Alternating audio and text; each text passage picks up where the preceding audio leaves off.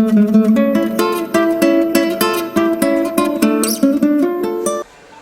guys, welcome to my YouTube channel. My name is Olabisi. How are you? How you doing?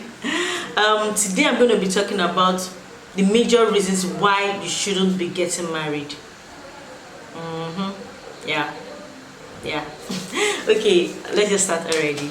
So number one is I hear this a lot, and I'm going to address it first. Number one is when you ask people when people come to tell you that I want to get married because my mates are getting married. Why? How? Are you your mate? Is your mate you? Okay, just apart. Now my point is, you don't actually go into marriage with the fact that you feel that your mates are getting married and you should not enter marriage because of that, because you're not people. Like, God's timing is the best, number one. Number two is you don't know what God has in plan for you. Yeah, for the fact that your mate is getting married this week doesn't mean that you have to get married that same week, or get married the next week, or even the next month, or whatever. My point is, you cannot determine that. That does not determine or define who you are. You understand? So you don't use your mates to decide when you'll be ready. You'll be ready at your own time to get married. So your mate should not be the one to say, oh, I'm getting married because my mates are getting married. That's one of the wrongest reason, if there's a word, right, to actually say you're getting married. You don't get married because your mates are getting married. You get married because you're ready to be married. Okay. Then number two is happiness. I'll put this under emotions, because many people actually say, I want to get married because my spouse will always make me happy. I want someone that will be making me happy for the rest of my life, and I'm getting married. Shocker, guys. If you're not happy on your own, like, happiness is a choice you have to make for yourself. So if you're not happy on your own, if you're a sadist, or if you have so many psychological, emotional issues going on within you, how do you expect someone else to make you happy? Like, it's going to be like much work for the other person, because it's not going to be easy. You yourself, you're already damaged from the inside. So the fact is, you have to make yourself happy to be able to extend it to the people around you, to be able to extend it to your spouse. So you can't say that you're getting married because you want to go after happiness. The fact is that it might not be your spouse that will make you happy. So the fact is that you have to find your own happiness first. Then it's easy to actually make you happy. It's easy for someone else to make you happy, because deep inside you're not having those psychological, emotional issues inside. You've healed from them. So it's easy to extend it outside. Do you understand? So that should not be a reason why you're getting married. And another point is the common one. I think this one refers to the guy's side. When you go to a guy's house and the house is looking very untidy, very dirty. The toilet is like, oh gosh. The kitchen is like dustbin. Everywhere is a mess. And someone goes to that kind of house and say that, oh my God, this house is so dirty. You need to get married. Like, really. What you need is house help. Yeah, you don't need a wife. You don't tell me that you're getting married because you want someone that will be cleaning and be doing the dishes and be doing the laundry and be cleaning the house and be doing everything in the house. That's why you're getting married. So what if one reason or the other she's not able to do that? What if she's tired? What if her work is not giving her enough time to be able to attend to all those needs? Does that mean you're going to leave the marriage?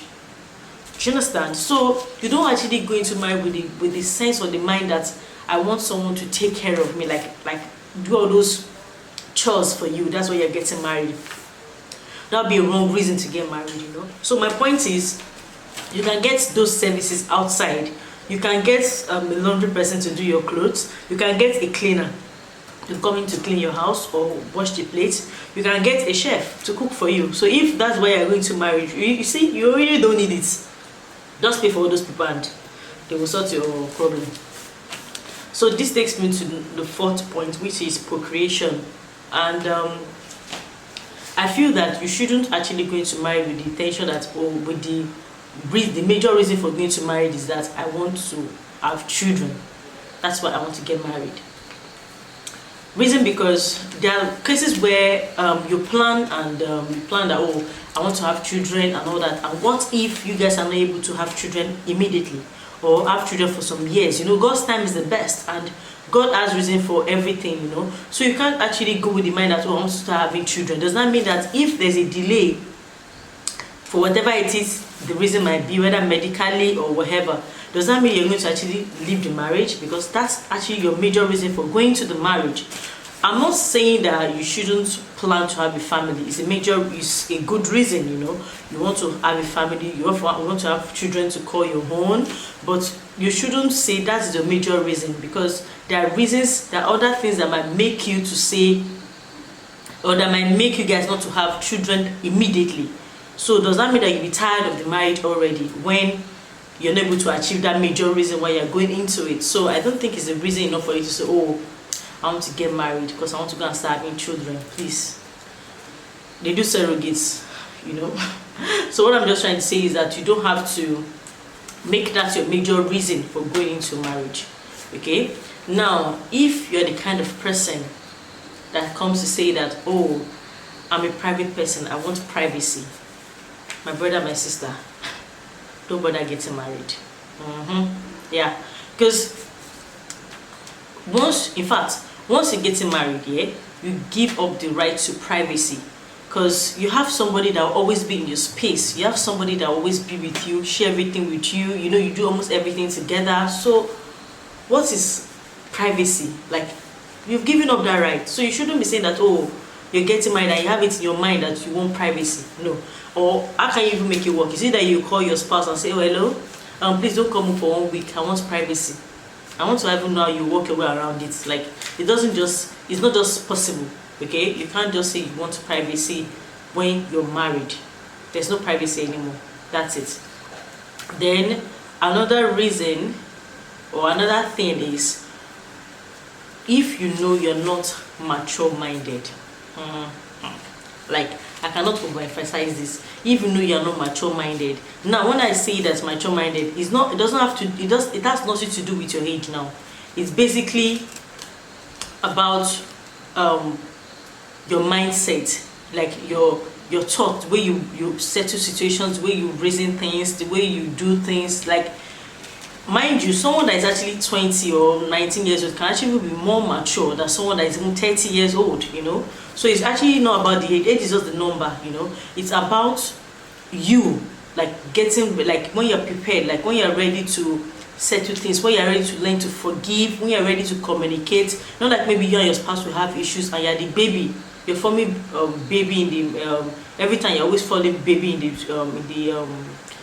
that situation, and every time it has to be the other person that has to talk to you, apologize to you every time. Or maybe when you guys have issues, then that's it, married for two years. Or, you know, like, my point is, you just have to learn to be mature about how you handle things, and it has to do with the mind. It does not have to do with the age. So you have to be mature minded. Even though you're not mature minded, even though you're not mature enough to handle things, to know how to go about things, to know how to settle disputes, to know how to forgive, then trust me, I don't think marriage is for you yet.